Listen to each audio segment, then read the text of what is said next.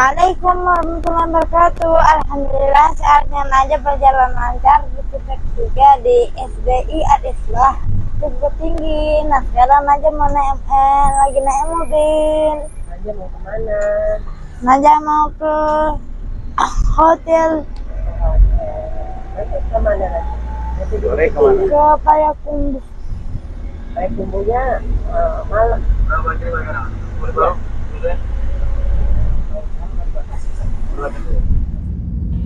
Nah, ini Naja sedang dalam perjalanan menuju ke titik keempat sialnya Naja, yaitu di Tajul Hufaz di Kabupaten Agam, Sumatera Barat. Ikutin ya sialnya Naja, semoga bermanfaat. Assalamualaikum. Bukit Tinggi dekat bukit Bunda. Iya. Jadi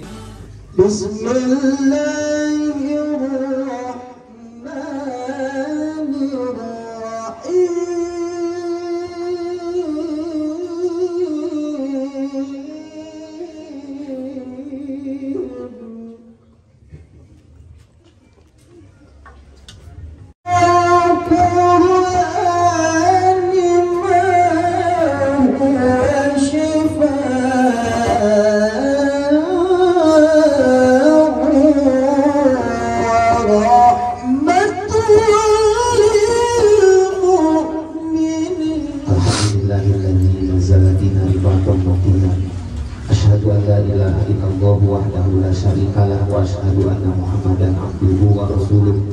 Allahumma shalli ala Al-Qur'an ana al-laila wa atrafan nahar. Tumbuhkan kecintaan di hati kami, di mata kami, di mulut kami untuk senantiasa dekat dengan Al-Qur'an. Ya Mustafa ya Salam ya Rahmani alhamdulillahi asif nama Muhammad yang dulu. Raja, kalau masuk surga yang pertama dicari siapa? Kalau Naja masuk surga yang dicari siapa?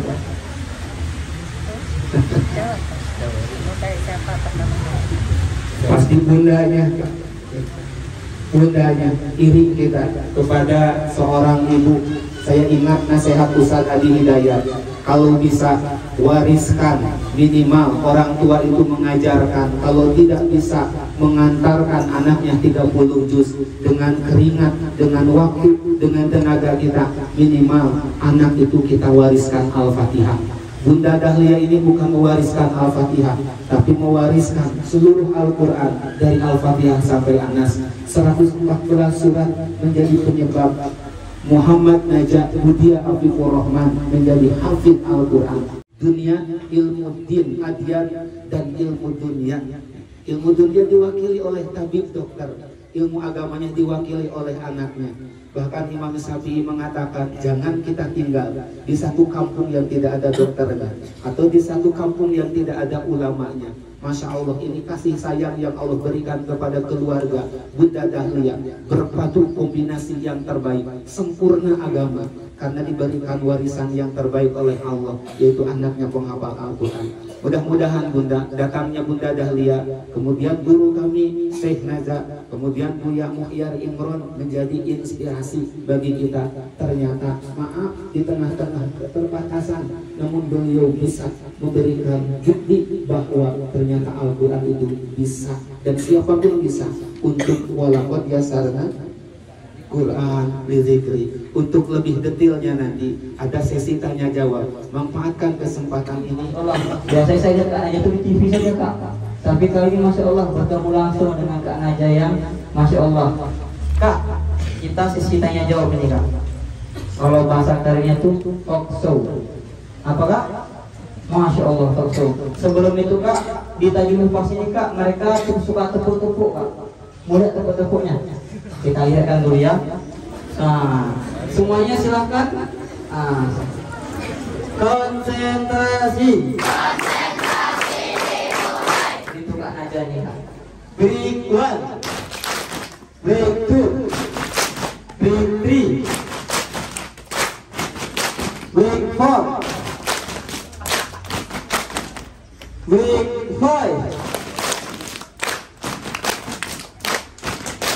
Masya Allah, itu kursus untuk Kak Naja. Alhamdulillah ya. Gimana Kak? Waduh, yang pendek. Hadis yang paling Kak Naja sukai. Apakah hadis yang Kak Naja paling Kak Naja sukai? Apa itu hadis yang paling disukai?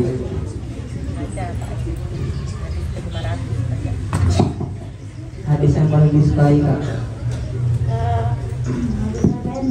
Ya boleh, arba'in.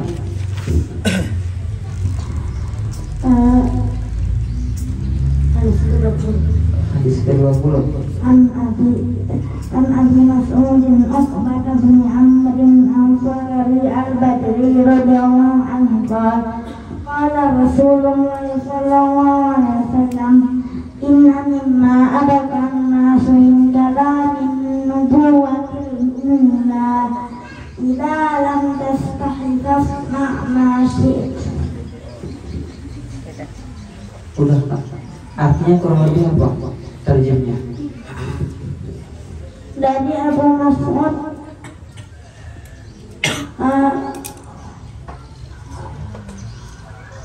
bin Uqbah bin Ansari al-Badri radhiyallahu anhu, Rasulullah sallallahu alaihi wasallam bersabda, sesungguhnya sudah perkataan yang diucapkan para nabi-nabi yang terdahulu adalah jika engkau tidak malu maka berbuatlah apa yang engkau suka.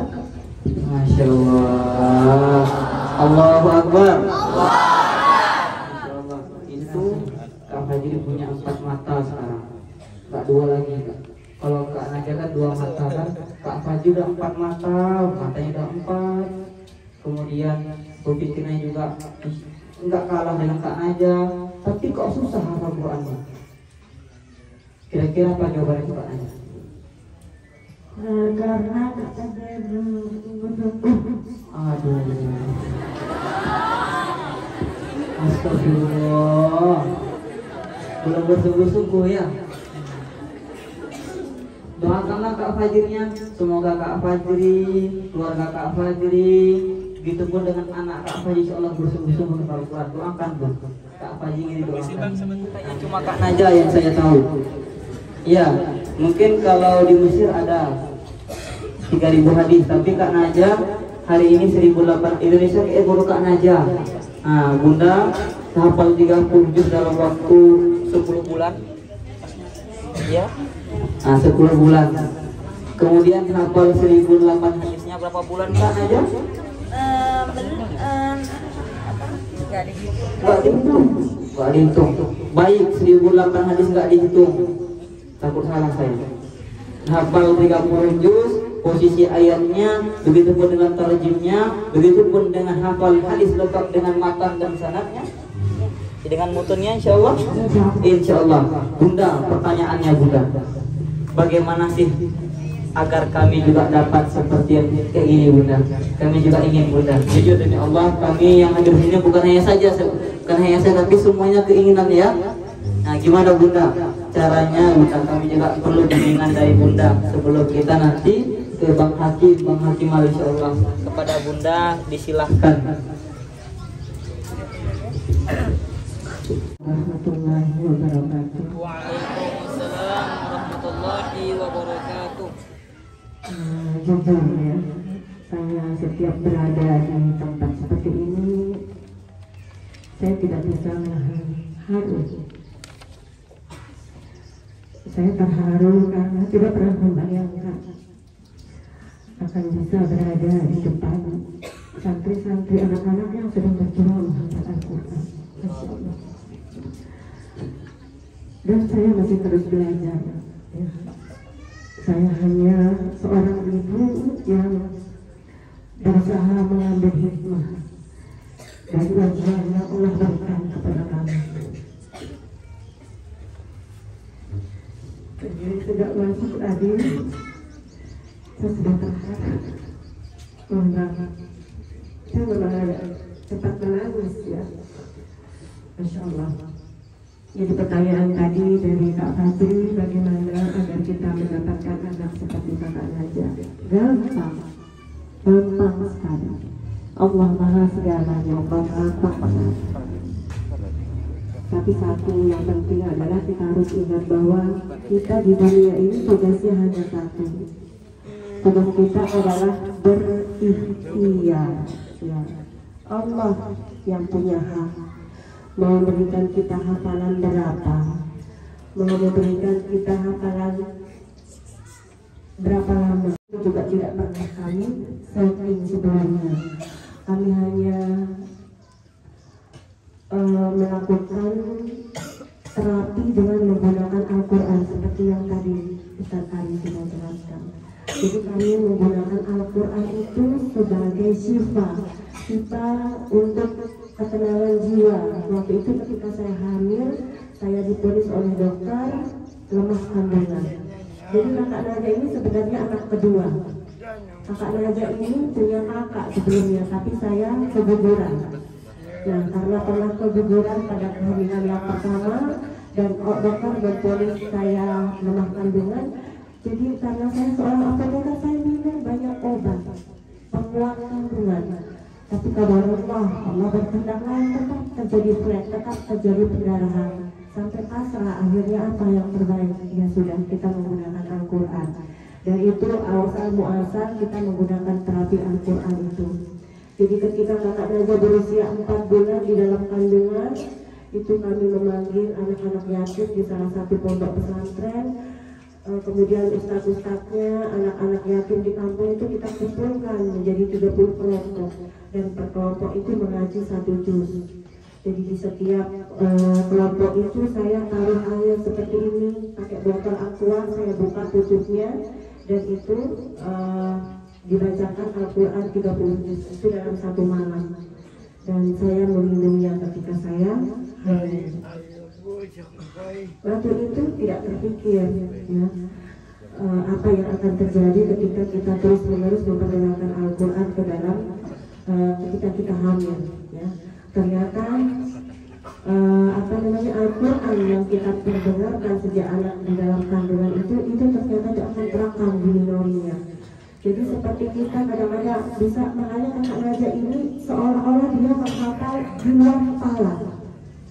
Saya sebagai ibunya, demi Allah saya bersumpah, saya tidak pernah mengulang dia salah sekalipun Ustaz. Saya merinding, Masya Allah. Mungkin kalau saya berbicara di tempat lain saya dibilang mungkin bohong, tidak Ustaz. Demi Allah saya yang mendampingin Ananda Naja. Sekarang 1 halaman 1 hari, 2 halaman, 3 halaman, sampai 7 halaman 1 hari, kakak Naja tidak pernah salah. Tidak pernah salah, sampai saya tahu rasanya menghafal Al-Quran susah ketika membimbing adiknya. Saya pikir semua orang menghafal Al-Quran bakal seperti kakak Naja. Tapi setelah membimbing adiknya, itu baru saya tahu, kok susah sekali menghafal Al-Quran. Kenapa kakak Naja begitu mudahnya? Makanya ya Allah, Engkau telah memberikan Al-Quran itu. Karena Allah memasukkan Al-Quran itu kepada kakak Naja. Dia tidak perlu berpikir lama. Kalau mendengar aja lama itu surah ini yang tutup. Sekarang boleh dites. 1 ayat jangan 1 ayat dibacakan. 1 kalimat pendek saja. Sebutkan kakak Naja ini ada di surah apa, di ayat berapa. Kakak Naja tahu dengan cepat. Masya Allah, tidak pernah diajarkan. Tidak pernah diajarkan. Kakak Naja tidak bisa membuka mushaf adik-adik. Tidak bisa membuka mushaf. Jadi ketika menghafal, saya memposisikan diri saya sebagai tangannya kakak Naja. Saya membalik mushaf, apa yang saya lihat di lembaran itu saya sebutkan. Kita lagi di halaman ini kakak, tolong dibaca. Seperti itu yang kami lakukan setiap hari. Masya Allah, Allah benar-benar sayang kepada kami. Allah berikan kami seorang anak yang begitu mencintai Al-Quran. Dan saya juga sebagai orang tuanya itu menjadikan kakak Naja itu sebagai guru kami, guru kami. Kakak Naja tidak pernah punya keinginan yang bersifat duniawi, tidak pernah. Kalaupun ada, itu dari kami, bukan dari kakak Naja. Tidak ada. Tidak pernah minta apapun. Tidak pernah punya keinginan, hatinya begitu bersih, bersih sekali dari Allah, bersih sekali. Beliau berjanji dari dosa. Apa yang masuk kepada Naja itu berasal dari tangan saya dan tangan orang tuanya. Jadi kalau ada yang salah, itu kesalahan, bukan dari Nabi. Kakak tidak tahu itu, tapi mereka merasa senang. Jadi banyak sekali kejadian-kejadian yang membuat kami, ya Allah, benar, Engkau benar ya Allah. Ketika kita sudah berserah diri kepada Allah, ketika kita fokus dengan Al-Quran, maka apapun yang kita inginkan di dunia ini, bukan kita yang mencari, tapi Allah yang menggerakkan hati orang-orang itu. Itu pelajaran berharga yang saya terutama orang tuanya dapatkan dari anak Naja ini. Masya Allah, karena kecintaan kakak Naja ini dengan Al-Quran. Nah, kakak hanya melakukan satu cara saja, yaitu kami selalu memberikan kakak Naja ini Al-Quran dan Al-Quran setiap hari, sampai akhirnya Al-Quran itu menjadi kebutuhannya Naja. Dan itu saya berharap juga adik-adik di sini menjadikan Al-Quran itu kebutuhan, ya. Kalau kita tidak membaca Al-Quran satu hari, itu merasa ada yang kurang, seperti makanan. Kalau kita tidak makan, kok ada yang kurang. Kalau kita tidak minum, kok ada yang kurang. Jadikan Al-Quran seperti itu. Kalau kita tidak membaca satu juz, dua juz satu hari, jadikan jiwa kita itu tidak tenang. Seperti itu. Maka ketika kita sudah benar-benar mengharapkan pertolongan dari Allah, kita benar-benar lillahi ta'ala menghafal Al-Quran, pasti Allah akan menyertai kita. Ya, seperti kakak Naja ini. Apalagi alasan kita nanti ketika yaumul hisab, ketika kita ditanya oleh Allah, kemana kita saat kita tidak menghafal Al-Quran? Nanti kita akan dihadirkan Naja, akan dihadirkan kakak Ilma, ya, yang semua Allah cabut pas fajar, gitu. Ada teman kakak Naja yang terima kasih. Jadi adik-adik di sini semangat terus menghafal Al-Quran. Karena itu untuk kita sendiri, bukan untuk ustaz, untuk kita sendiri, untuk orang tua kita, untuk kita sendiri, bukan untuk siapa-siapa. Orang tua memasukkan adik-adik di sini punya keinginan agar Al-Quran itu menjaga adik-adik di sini. Di dunia dijaga, nanti di akhirat ditemani sampai nanti menuju surga. Al-Quran akan selalu setia menemani kita, seperti kita selalu setia bersama Al-Quran setiap malam. Ya, setiap malam kita bersama Al-Quran, kita ingin Al-Quran itu menemani kita nanti. Seperti kakaknya Naja ini, seorang anak dengan menggunakan wheelchair, tidak bisa mengurus dirinya sendiri, tidak bisa ke toilet, tidak bisa makan sendiri, tapi sudah bisa membawa saya orang tuanya bekerja ke seluruh dunia tanpa biaya sepeser pun. Itu karena Al-Quran, Masya Allah. Itu angkat Al-Quran. Dan itu tidak pernah menjadi target Allah dengan Naja menghafal Al-Quran. Nanti supaya Naja bisa memberikan manfaat. Kalau Allah ingin menghendaki kepada orang itu diberikan hidayah, maka Allah lapangkan dadanya. Al-An'am ayat 125. Ayatnya, baca ayatnya. Punya ayatnya kan aja gimana?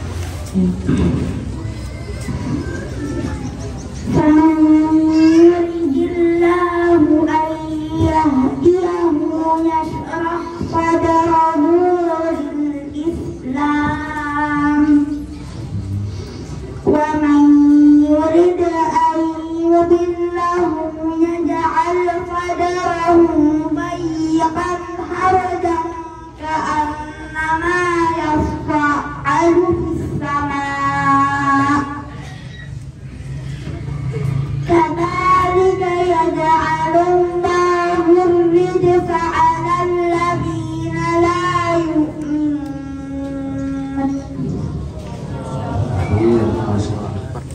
Allah telah mewariskan Al-Quran kepada orang-orang yang terpilih. Terbayang ya itu?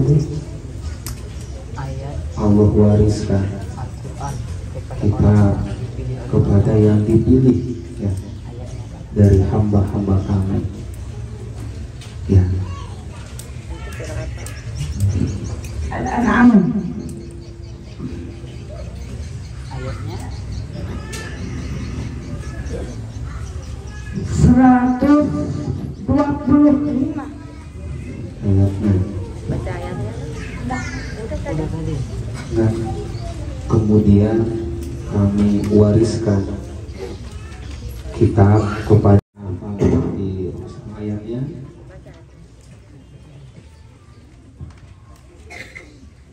ثم أورثنا الكتاب الذين اصطفينا من عبادنا فمنهم ظالم لنفسه ومنهم مقتصد ومنهم سابق بالخيرات بإذن الله ذلك هو الفضل الكبير. Insyaallah ya, karena ada hakim orang-orang yang dipilih Allah diberikan warisan Al-Quran. Insyaallah Bang Hakim ya, hanya Hakim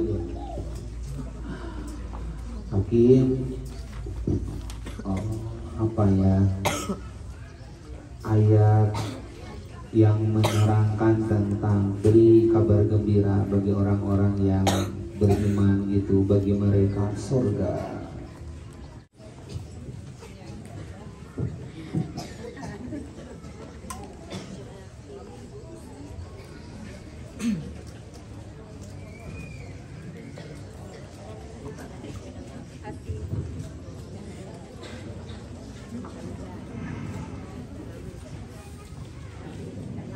Assalamualaikum warahmatullahi wabarakatuh. Waalaikumsalam warahmatullahi wabarakatuh. Ibu mau baca artinya, karena aja jawab ayat berapa, surat apa, dan posisinya di mana. Artinya, maka janganlah engkau Muhammad ragu-ragu tentang apa yang mereka sembah. Mereka menyembah sebagaimana nenek moyang mereka dahulu menyembah. Kami pasti akan menyempurnakan pembalasan terhadap mereka tanpa dikurangi sedikit pun. Hud ayat 9.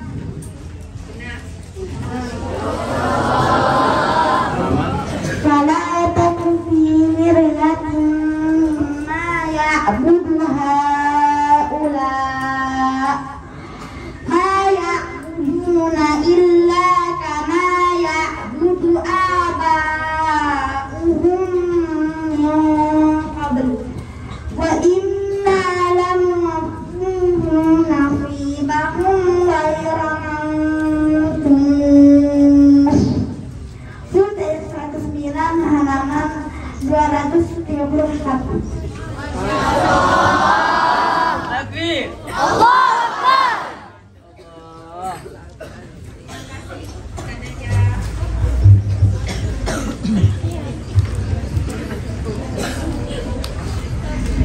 Baik, terima kasih. Semangat menambah hafalan, semangat bacaan, karena Al-Quran itu akan menemani kita sampai kita masuk ke dalam surga. Semangat menambah hafalan, semangat murojaah, karena Al-Quran itu akan menjadi teman kita sampai ke surga. Itu pesan Kak Naja, Masya Allah. Terima kasih Kak Naja karena hadirannya. Fajri kasih tukaran kita ya Kak Naja ya. Sebab setahu saya kalau beli kopiah Kak Naja bisa 5 juta 10 juta kan. Saya dapat sorbannya kali ini, alhamdulillahirrahmanirrahim. Nanti kita tukaran Kak Naja. Kak Fajri kasih yang lebih besar dari yang Kak Naja pakai. Alhamdulillahirrahmanirrahim. Kenapa? Nggak bisa tukar. Udah, ini munculnya payah ya. Jangan. Ya, terima kasih Kak Naja. Mungkin sebelum kita ambil, kenapa Kak? Mau apa? Mau ngetes siapa? Aduh.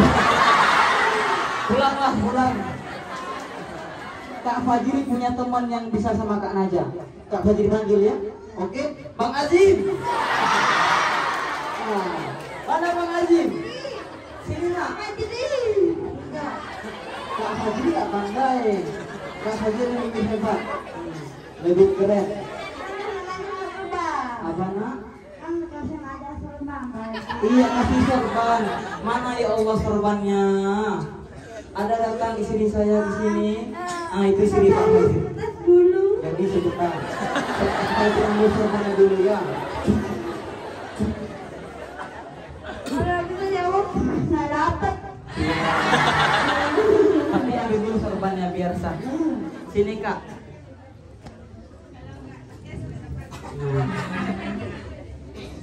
Alhamdulillah.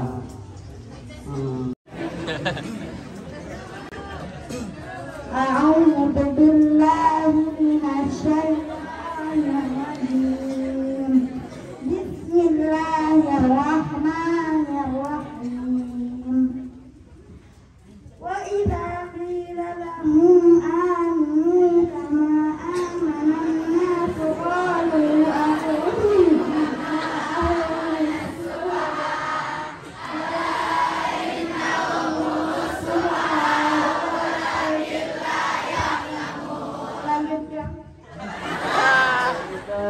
الذين آمنوا قالوا آمنا وإذا خلوا إلى شياطينهم قالوا إنا معكم إنما نحن مستهزئون. Alhamdulillah, itu kan sorbannya sekarang. Alhamdulillah, apa disampaikan ya? Masya Allah. Alhamdulillah, mau jadi MC makanya besok ya. Ini Kak Naja, sorban Kak Fajri. Tukaran nggak apa-apa kan? Masya Allah, alhamdulillah. Nanti Kak Naja pakai Kak Naja ya. Ini kemarin Kak Fajri pakai waktu Kak Fajri melangsungkan akad nikah. Masya Allah. Itu minta sorbannya. Mama sini. Alhamdulillah, doakan Kak istri Kak Fajri sedang hamil sekarang. Jadi kalau doakan juga dan anak Naja ya. Amin rabbal alamin. Ini untuk Kak Naja. Alhamdulillah.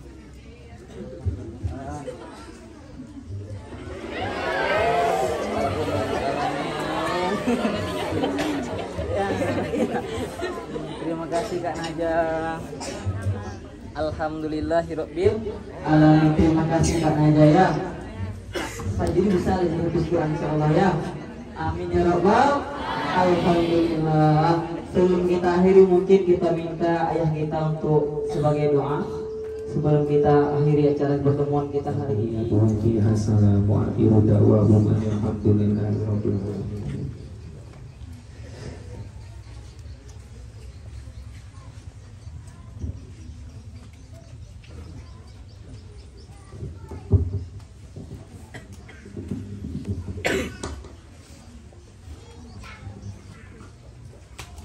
Alhamdulillah, dengan doa tadi maka boleh sisi kita pada hari ini. Insya Allah semoga Kak Naja ya Allah.